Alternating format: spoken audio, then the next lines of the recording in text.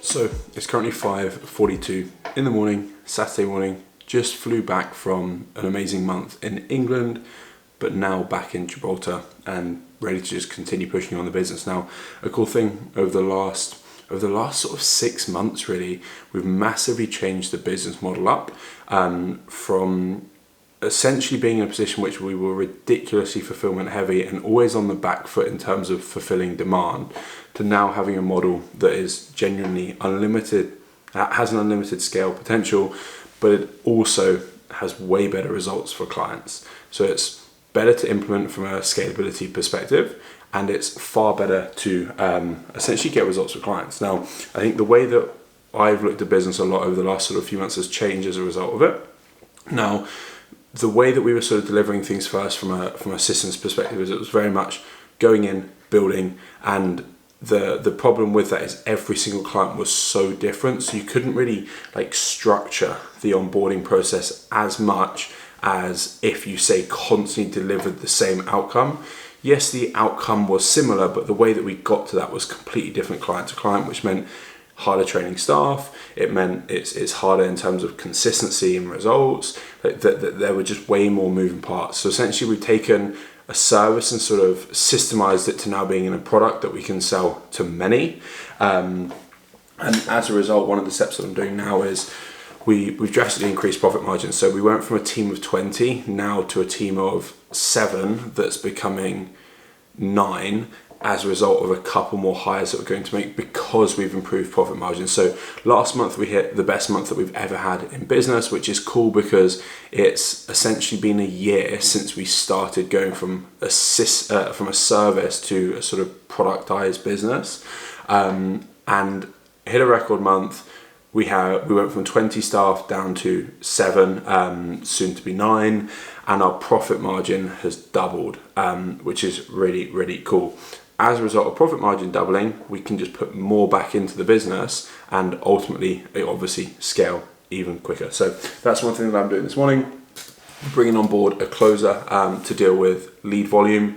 And then we're also bringing on board an individual to essentially manage weekly content planning and sort of briefs to our editor, and then also email marketing. So then the goal is that I can pull myself out of the content briefs and the email marketing, so that I now then have more time to work with the closer on scaling lead volume. Because that's one big bottleneck that we sort of found recently, is because we've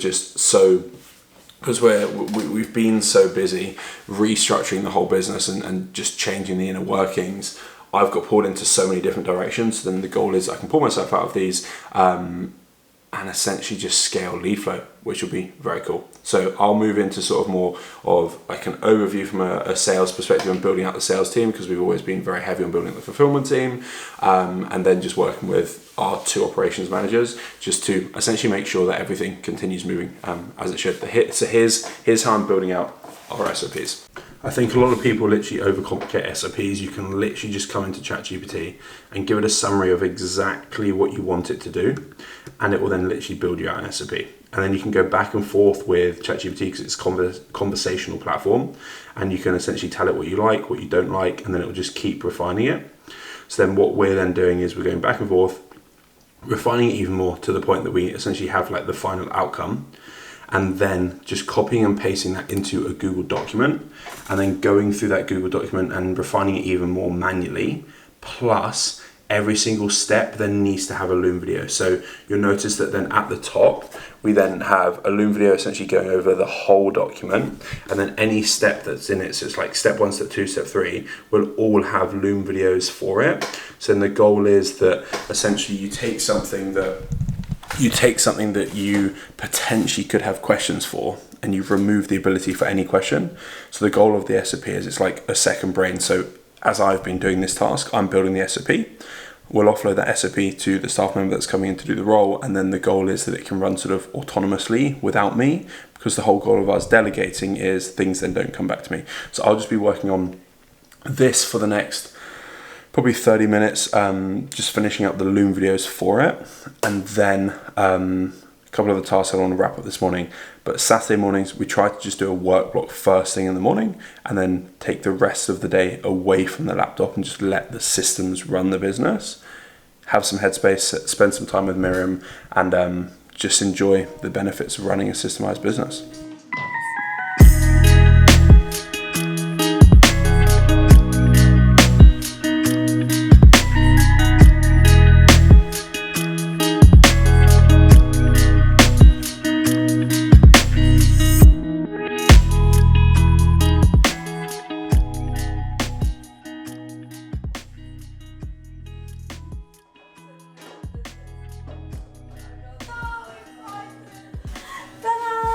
Right, what have we got, ma'am? So we've got turkey burgers with pita made in the oven and first cooked in a pan. Then we've got tzatziki, hummus, and then delicious, delicious. Oh my God, look at that one. Lots of vegetables, guys. Lots of vegetables. Oh, I want to eat a little piece. You want to eat a little piece? Yeah, go on, we can eat a little piece. Yeah, there you go. Yeah.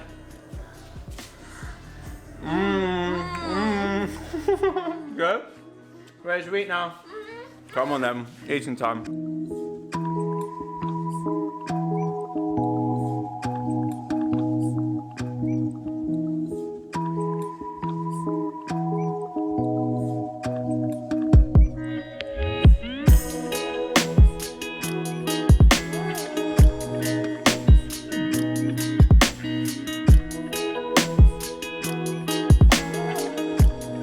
Right, so Sunday afternoon, at the laptop, working on a few things that just essentially allow me to get ahead of the curve in the week. One of them, clearing the inbox, so we just sort of start Monday essentially knowing what's going on in the business, and every Sunday review metrics and accounts for the week before.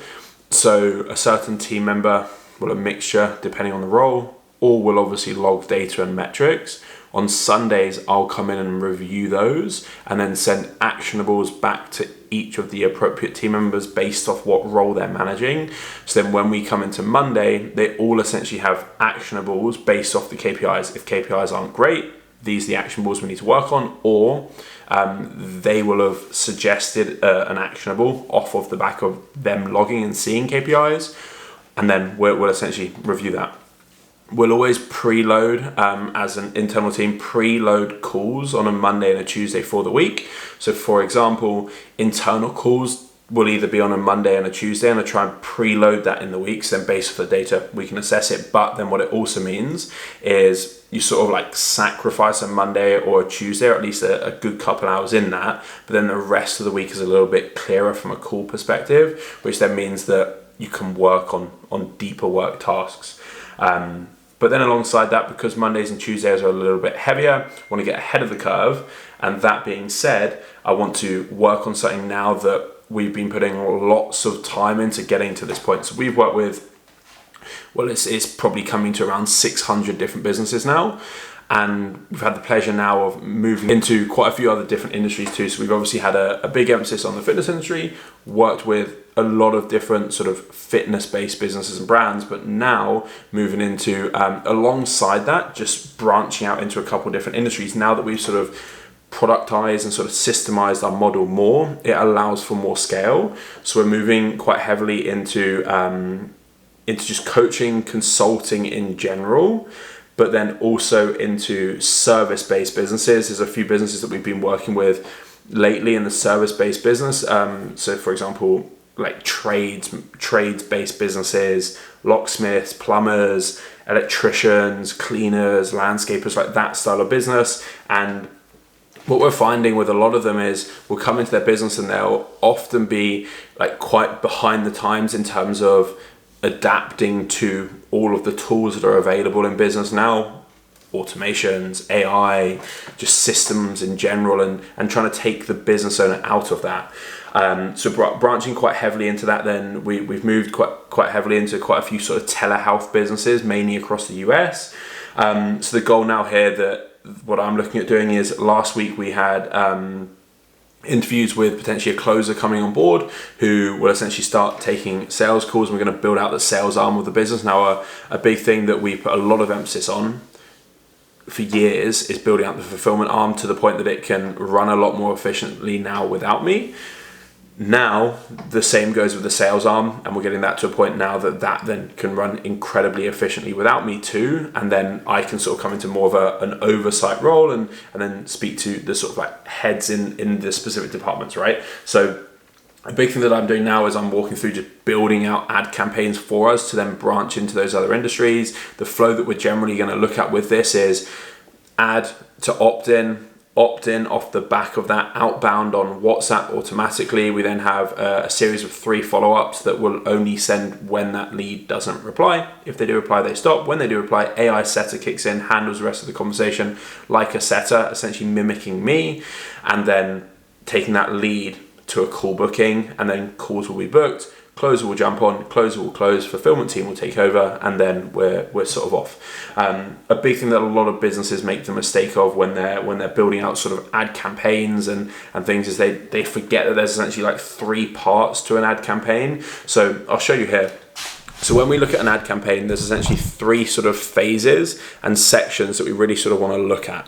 Now, a lot of businesses completely forget the first phase. So if I just set this up here, so a lot of businesses essentially forget this first phase here, which is the top of funnel. So like this section here, a lot of businesses just don't have enough awareness. So this is essentially, we're not looking at getting opt-ins here, we're just looking at building awareness. A lot of businesses don't have enough awareness. So then when they come to running lead magnets and essentially bottom of funnel call bookings applications, like they don't have a big enough pool of people to target up here. So if you think about it, if our top of funnel is tiny, everything else then gets smaller. If our top of funnel is wider, everything else can be wider.